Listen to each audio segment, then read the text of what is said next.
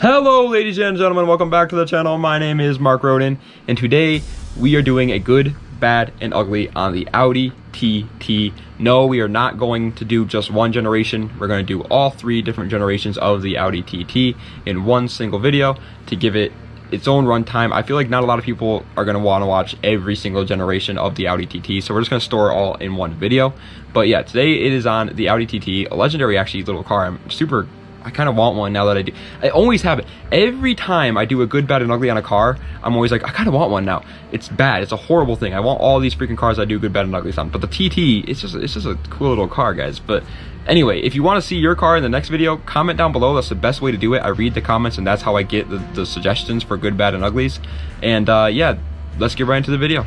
So for this video, like I said in the beginning, we will be going over all generations of the Audi TT, not just one, to make it a little bit easier for you guys and have it all in one little place. So all generations of the car were only offered as a two-door coupe or a two-door convertible only, because it was a sports car, son. It did not need to be a sedan. So they were like, hey, you're gonna get what you get and you're not get upset. Next is going to be the different generations, and for the sake of making this video not 10 years freaking long, we are only going to mention the very top trim level for each generation of TT. So please understand that if you buy a base model TT, it will not be as fast as a TT RS, obviously. Anyways, the first generation was built from the years 1998 to 2006, and it went by the chassis code Type 8N. And the top of the line model came with a 3.2 liter VR6 that made a nice 247 horsepower. This is the one that we all know and love today, and it's all in all like the old Need for Speed racing games. But it did come with a turbo 4-cylinder as well, in case you were wondering. Next would be the second generation, which was built from the years 2006 to 2014 and went by the chassis code Type 8J. And the top trim level of that gen would be the TT RS, which came with a 2.5 liter turbocharged inline 5, making a pretty freaking massive 335 horsepower, which is pretty impressive for a very tiny car. But the TTS or base model TT are still both good options for this generation, just not as fast as the TT RS. And finally would be the third generation, which was built from the years to 2014 to now. It's still being built, and it goes by the chassis code Type FV/AS. Don't ask me, I know that sounds confusing, but that's what it said on the freaking forums, baby. And the best option would be the TT RS once again, but this time it came with a 2.5 liter turbocharged inline 5, same motor as before, but this one made a nice 394 horsepower. It's safe to say that these freaking TTRSs are very underrated little sports cars. Do not race one of these things if you've got like a freaking 350Z. I'll lose. Every single TT is only available as all-wheel drive, but no worries, people, because that all-wheel drive system is Audi's legendary Quattro all-wheel drive system, which is one of the best in the freaking game, so it's honestly not that bad. Every generation is also offered with either a manual or automatic transmission, in case you were wondering. Now for the modifying world, what people tend to do when modifying these puppies, and to be honest, it's pretty obvious what people do with these cars. They turn them into race cars. Very rarely will you see somebody like stance a TT, and since they're all-wheel drive, they aren't the best drift cars either. Some people do turn them into rally cars, actually, but that's very rare. But they do have an insanely tunable engine, and they handle like an absolute dream with that all-wheel drive system that they have. The aerodynamics also work really well in their favor. They also are very driver-oriented cars, so it makes sense that people would like to not only push themselves, but also push their cars to the limits.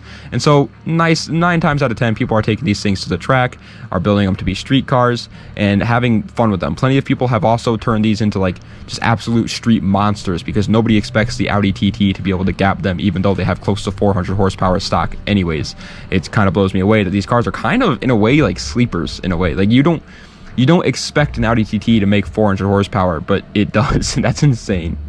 Now it's time for the good, the bad, and the ugly. And in case you're new here, the way this works is first I go over the good, which are things that are just great about the car, you can't deny are good. There's like selling points on the car pretty much. Then I go over the bad, which are kind of like take it or leave it. It's kind of up to you if it affects you or not. It's kind of an opinion based almost thing. And then we go over the ugly, which are problems with the car that you're going to have to address. But we will start with the good, and right off the bat is the price for the first two generations. The third generation is still very new, so it's going to be hard to find under the price that you want, but the first two are very, very cheap. Next is the aftermarket support for the engine is pretty nice, actually. It's an Audi, and German boys love their freaking bolt-ons, so they have tons of options if you want to build this thing up to be a little race car. Next is the interior is absolutely lovely on these cars. Audi is one of the best when it comes to their interiors, and this one is absolutely no different. Next is they are all-wheel drive. I like rear-wheel drive the best personally, but Audi's all-wheel drive system is one of the best in the world, so it gets a pass. Plus, if you really want to, you could swap it to rear-wheel drive pretty easily. It's not that hard to swap an all-wheel drive car to rear-wheel drive. Next is the trunk space, my bad, is surprisingly large for a sports car. Sure, it ain't huge. You can't fit like 10 clowns in it, but you can fit some good, LARPing gear in there. Next is the TT-RS models are incredible cars. The base model TTs or S model TTs aren't amazing. It's still good, but just not amazing. But the TT-RS are borderline supercars for their time, let's be honest. Next is the durability of parts, not including the engine. We'll get into the engine a little bit later, but the parts like suspension, chassis parts, supporting parts, they're usually pretty good with Audi actually, and so I gotta give them credit where credit is due. Next is a lot of people say the seats really hug you. They really grab you in your seat, and they make sure that you're not bucking around, which is nice because a lot of people buy aftermarket seats for this reason. So if you don't have to, there you go.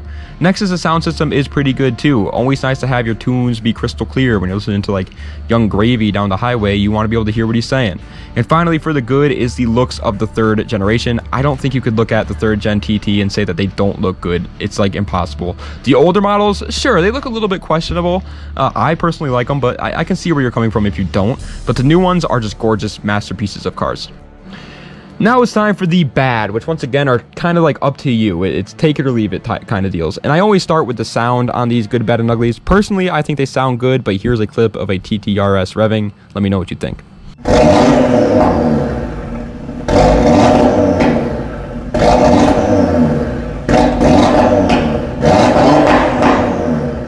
Next is the fact they are just a two-seater. Sure, it's much more sporty that way, but it hurts if you want to whip the homies around. And yes, I know it has 4 seats technically, but let's be honest here, the back 2 seats are useless if you're over like 5'5". They are just horrible. I watched a video. I would not want to sit back there for more than 10 minutes, so it's pretty much a two-seater.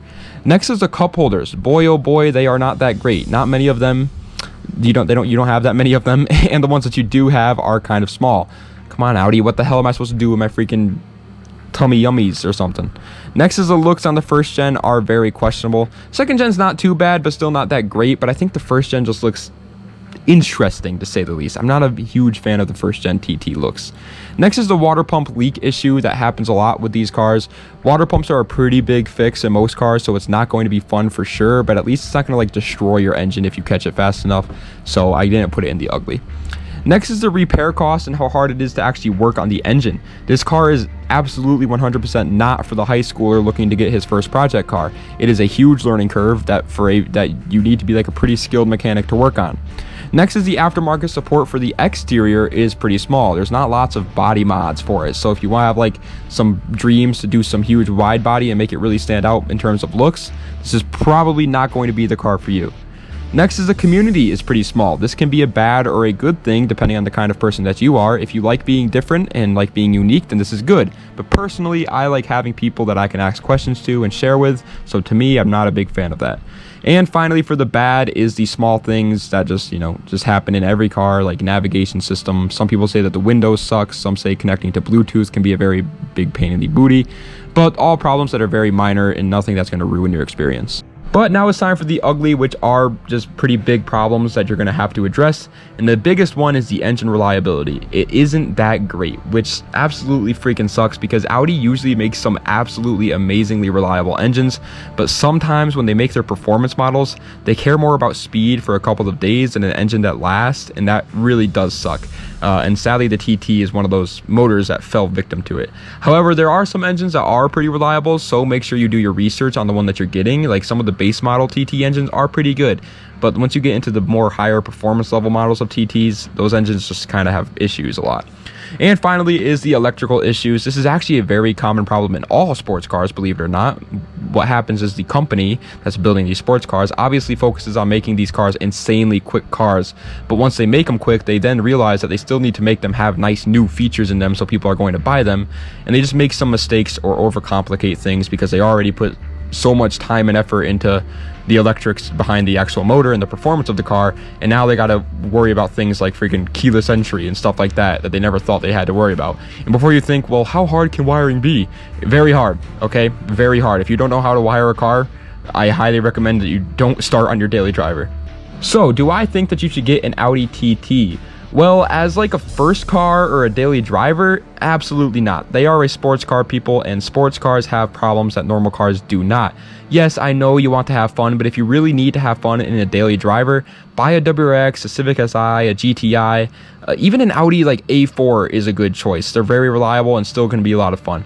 But for like a project car or a Sunday cruiser, then yes, absolutely, especially the newer models if you can afford them. The TTRS is obviously the best option for strictly having fun, but there's also incredibly expensive, so the Audi TTS or even the base model will do just fine. They are fun little cars. They're cool little freaking Audis that can be turned into something even more cool if you have the time, money, and patience. But that's the big thing, you know, if you don't have that time, money, and patience, cough, cough, high schoolers or college kids, then don't buy one of these cars. They're gonna give you issues. But ladies and gentlemen, that is the end of today's good, bad, and ugly. I hope you enjoyed. If you did, please be sure to like, comment another video you'd like to see down below, and subscribe to the channel for more. Tomorrow is going to be a tier list. Yes, I'm going to be uploading tomorrow because I feel bad. I missed Tuesday since I was at Six Flags, so I'm going to be uploading tomorrow. But tomorrow's going to be a tier list, and then next week we'll just pick up where we left off. Probably going to do a Lamborghini Murcielago video. Maybe not, I don't know. We're trying to figure out the whole like deep dives thing right now, trying to figure out what to do with that series. You guys obviously like it, so I'm definitely going to continue it, but I'm just trying to figure out like what kind of cars you guys like to see in that series, and like it's just a hard learning curve, you know. I don't know how to really explain it. But anyway guys, thank you so much for watching. I really appreciate it. Das Vidania, have a nice night.